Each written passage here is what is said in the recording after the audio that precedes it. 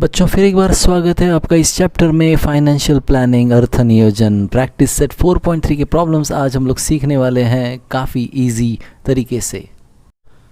Shares के बारे में हम लोग सीखने वाले हैं, तो शेयर से रिलेटेड जो वर्ड्स हैं कंसेप्ट्स वो हम लोग को अच्छी तरह से समझने चाहिए।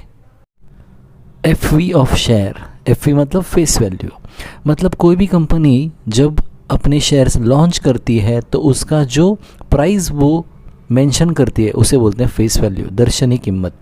और बाद में जब वो शेयर आप लोग मार्केट से खरीदते हैं तो वो हो जाती है market value, MV of the share, बाजार भाव। Comparison of FV and MV, दर्शनी कीमत व बाजार भाव तुलना। एग्जाम्पल लेते हैं बच्चों, suppose FV is ₹100 and MV is equal to ₹150। तो एम वी ज़्यादा है यहाँ पे, तो हम लोग माइनस करेंगे M V minus F V, तो आएगा ₹50। तो ₹50 का प्रीमियम है, मतलब जब हम लोग वो शेयर ज़्यादा भाव में ख़रीदते हैं, जैसे कि यहाँ एम वी मतलब मार्केट वैल्यू हम लोगों को है 150 और वो जो शेयर है उसका फेस वैल्यू ₹100 था, तो हमें ₹50 ज़्यादा देकर ख़रीदना पड़ा है, तो इसे बोलते हैं प्रीमियम। बच्चों सेकेंड सिचुएशन देखते हैं, सपोज एफ वी ज़्यादा है ₹100 और एम वी कम है, तो अभी हम लोगों को वो शेयर कम भाव में मिला है, तो यहाँ F V minus M V करते हैं 100 माइनस 75, तो इसी को कहते हैं डिस्काउंट। तो हमें ये शेयर डिस्काउंट में मिला है, याद रखिए।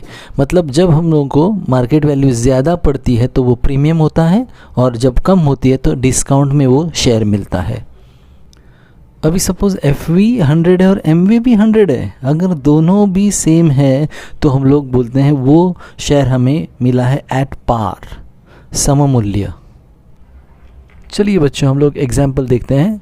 फेस वैल्यू सपोज एक शेयर का ₹10 है और मार्केट वैल्यू भी ₹10 है, तो हम लोग लिखेंगे share is at par. Okay, suppose F V 10 है, एम वी ज़्यादा है, that means the share is at premium. और वो कितने का प्रीमियम हम लोगों को पड़ रहा है, तो कैसे निकलते हैं, माइनस करो M V minus F V, ₹2। और जब एम वी कम होती है एफ वी से तो नेचुरली वो शेयर इज़ एट डिस्काउंट लिखते हैं हम लोग, याद रखिए। डिस्काउंट निकालने के लिए 10 माइनस 8 2 आएगा answer.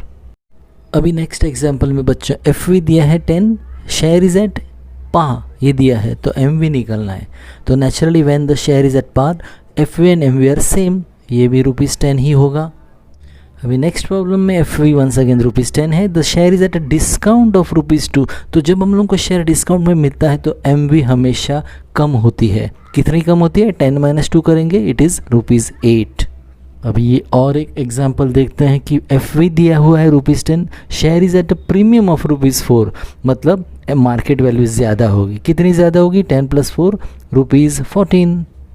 So children, if you have understood this concept, you can easily solve the first problem of 4.3.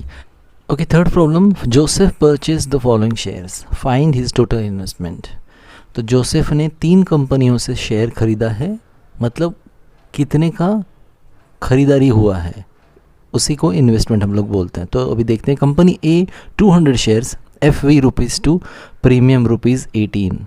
आप लोगों को याद होगा हम लोग ये प्रॉब्लम कर चुके हैं कि फेस वैल्यू 2 है, प्रीमियम ₹18, तो मार्केट वैल्यू पहले निकालना है और इन दोनों को ऐड करेंगे तो ₹20 होगा मार्केट वैल्यू, बाद में ₹20 एक शेयर की हो गई प्राइस, तो 200 शेयर्स के लिए इससे मल्टीप्लाई करते हैं।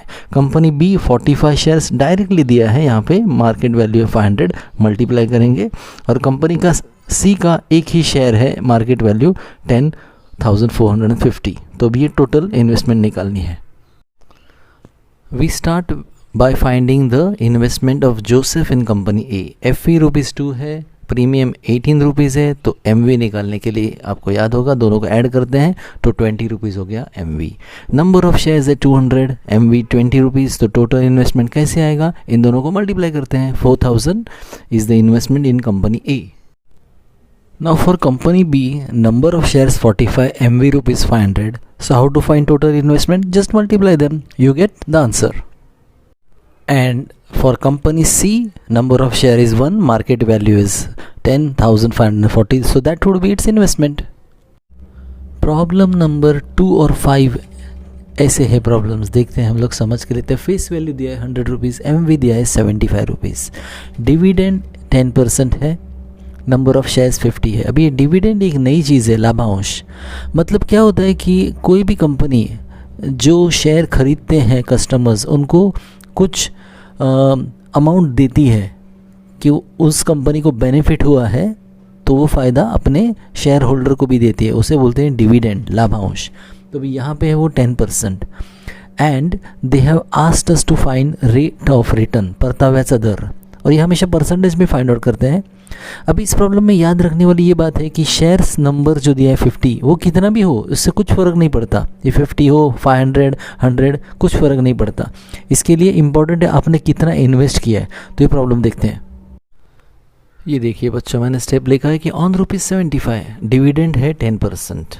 आप लोगों ने 75 रुपीज़ में ये शेयर खरीदा है ना, और उसके ऊपर आपको डिविडेंड मिला है 10%।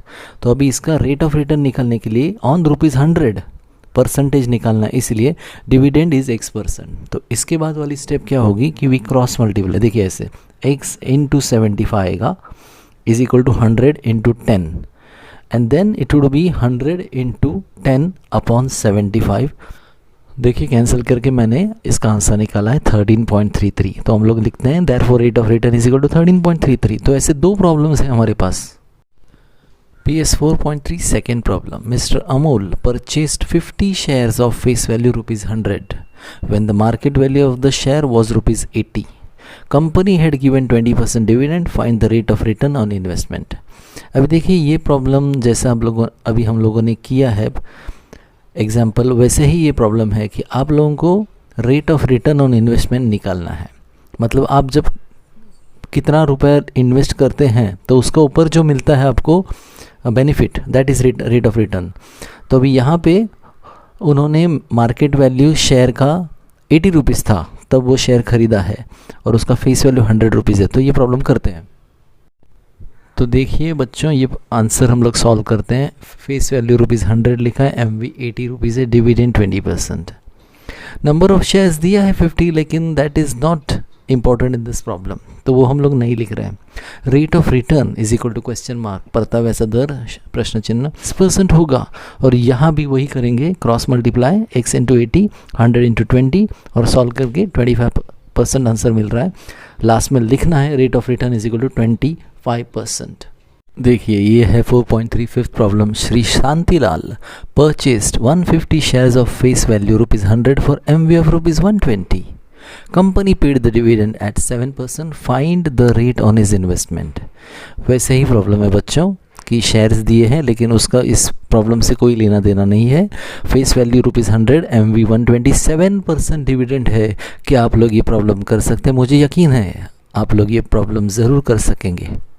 देखिए हम लोगों ने प्रॉब्लम सॉल्व किया है। FV लिखा है, MV लिखा है, dividend 7%, rate of return question mark, परताव्याचा दर मराठीमध्ये ऑन ₹120 डिविडेंड 7%, ऑन ₹100 X% लेते हैं, फिर वही चीज़ cross multiplication and we find 5.83% is the answer. बच्चों अभी 6th problem, it is also somewhat similar to the previous two problems. If the face value of both the shares is same, face value दिया ही नहीं है लेकिन इतना ही कहा है कि वो सेम है, then which investment out of the following is more profitable? हमें दो इन्वेस्टमेंट दिया है। कंपनी A जिनका डिविडेंड है 16%, MV है ₹80। Company B dividend 20%, MV 120।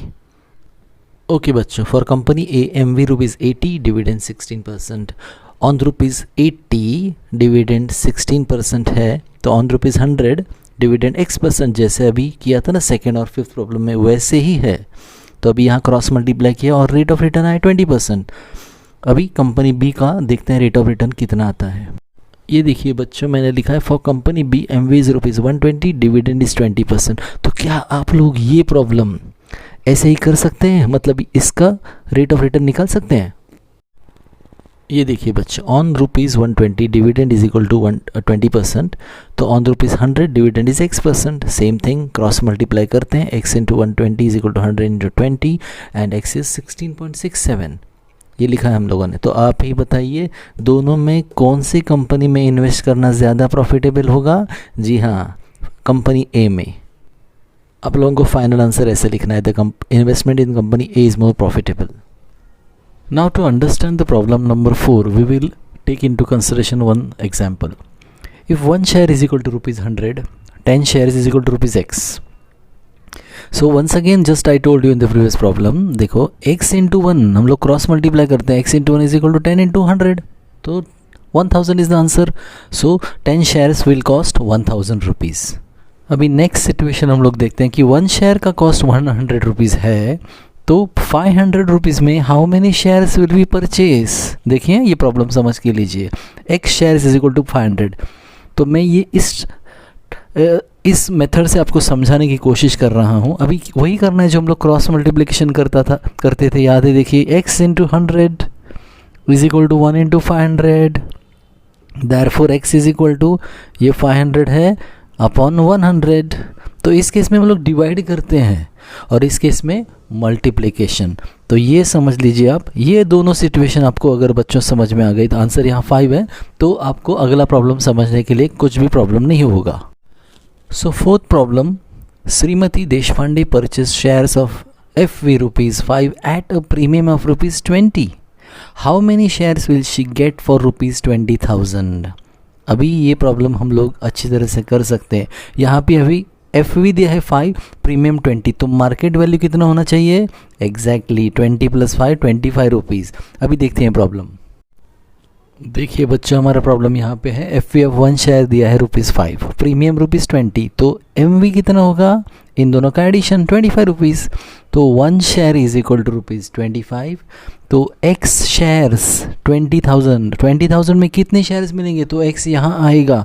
ये बात प्लीज़ समझ लीजिए आप. अगर ये समझ में आएगा आपको तो आगे वाली प्रॉब्लम्स भी आप इजी तरह से कर सकते हैं.